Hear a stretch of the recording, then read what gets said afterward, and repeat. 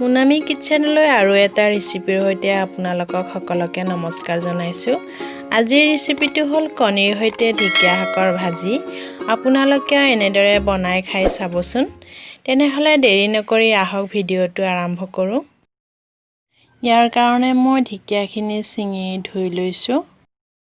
কণী 4টা লৈছোঁ। পিঁয়াজ লৈছোঁ, জলকীয়া, নিমখ, হালধি, মিঠাতেল, নহৰু আৰু গোটা জিৰা কেইটামান। প্ৰথমে তেলখিনি গৰম হ'বলৈ দিছোঁ। তেলখিনি গৰম হোৱাৰ পিছত কেইটামান গোটা জিৰা দি দিছোঁ। ইয়াৰ পিছত পিঁয়াজ আৰু জলকীয়া দি দিছোঁ।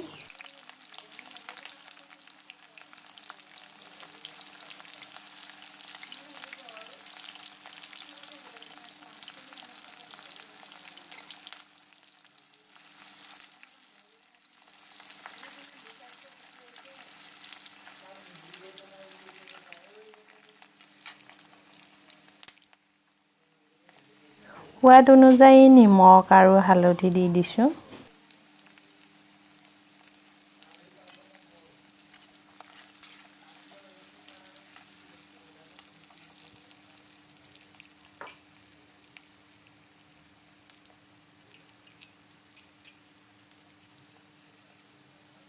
থেঠেলি লোৱা নহৰুখিনি দি অলপ ভাজি ঢেকীয়াখিনিও দি দিছোঁ।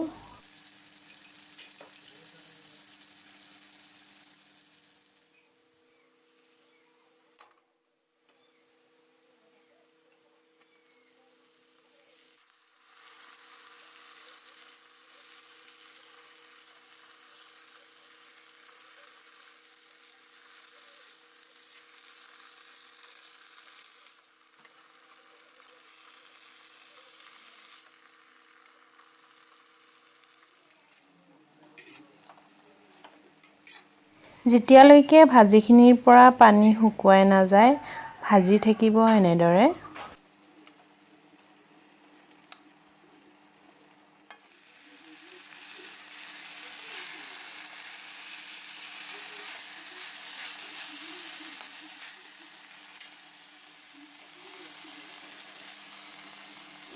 ভাজিখিনিৰ পৰা ওলোৱা পানীখিনি শুকুৱালে এতিয়া ইয়াত কণীখিনি দি দিছোঁ।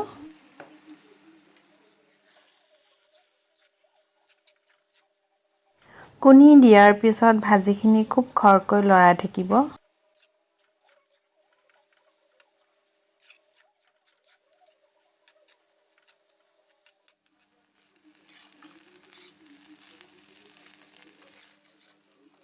ঢাকি নিদিয়াকৈ এনেদৰে লৰাই ভাজি থাকিব।